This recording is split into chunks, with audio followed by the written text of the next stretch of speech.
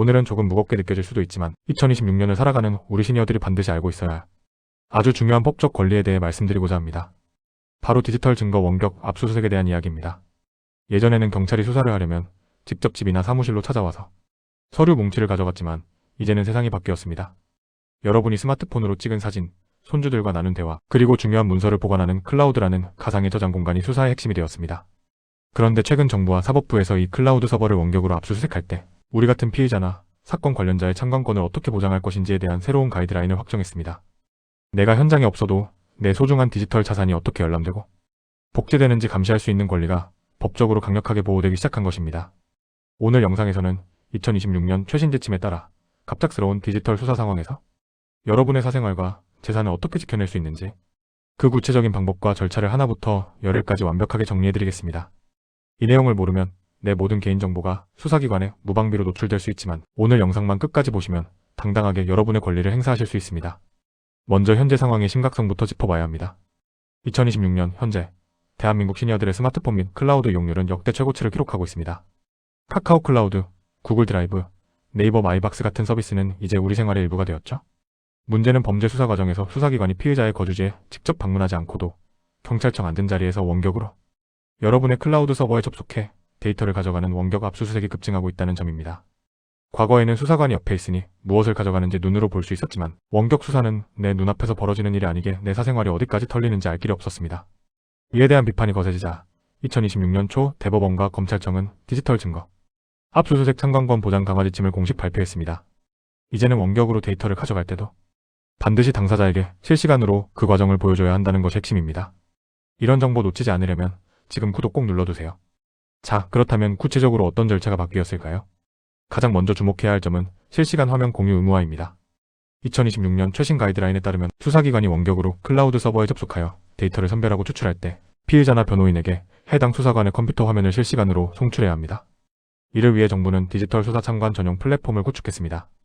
여러분은 집에서 태블릿 PC나 스마트폰으로 전송된 링크에 접속하기만 하면 지금 수사관이 내 클라우드에서 어떤 폴더를 열고 있는지, 어떤 사진을 복사하고 있는지를 실시간으로 감시할 수 있습니다. 만약 수사기관이 이 절차를 생략하거나 거부한다면 그 수사로 얻은 모든 증거는 법원에서 위법 수집 증거로 간주되어 효력을 잃게 됩니다. 이는 우리 시니어들에게 매우 강력한 방어권이 됩니다. 또한 선별 압수 원칙이 더욱 엄격해졌습니다. 예전에는 사건과 관련 없는 개인적인 가족 사진이나 건강정보까지 통째로 복사해가는 경우가 많았습니다. 하지만 2026년 지침은 혐의 사실과 관련 있는 데이터만 콕 집어서 가져가야 한다고 명시하고 있습니다. 여러분은 원격 참관 중에 수사관이 사건과 상관없는 개인적인 일기를 열어본다면 즉시 화면상의 재개 버튼을 누르거나 채팅을 통해 중단을 요청할 수 있습니다. 수사기관은 왜 이 데이터가 수사에 필요한지 그 자리에서 소명해야 하며 기록으로 남겨야 합니다. 이처럼 디지털 공간에서의 알 권리와 거부권이 실질적으로 보장되기 시작한 것입니다. 실제 사례를 통해 더 쉽게 설명해드리겠습니다. 경기도 용인에 사시는 67세의 선생님의 경우를 보겠습니다. 이 선생님은 최근 지인과의 동업 과정에서 억울한 분쟁에 휘말려 경찰의 압수수색 대상이 되었습니다.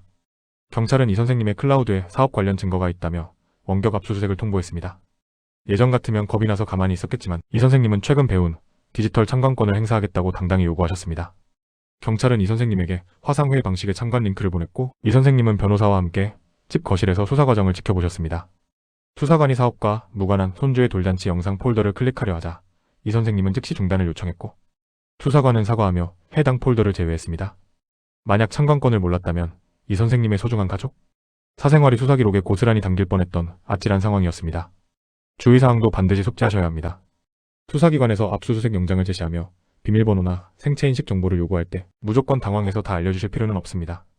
2026년 판례에 따르면 피의자에게는 자기부재 거부의 원칙에 따라 비밀번호를 강제로 진술하게 할 수 없습니다. 다만 수사기관이 법원으로부터 비밀번호 해제, 명령 복호와 명령을 받아온 경우에는 예외가 있을 수 있으니 반드시 현장에서 변호인의 조력을 받겠다거나 공식적인 참관 절차를 밟아달라고 요구하셔야 합니다. 또한 수사가 끝난 뒤에는 반드시 압수물 목록 통지서를 디지털 형태로 즉시 교부받아야 합니다. 내가 감시한 대로 딱 필요한 것만 가져갔는지 마지막까지 확인하는 절차가 필수입니다.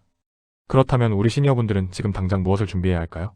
첫째, 본인이 사용하는 클라우드 서비스가 무엇인지, 아이디와 비번은 어디에 적어두었는지 점검하십시오.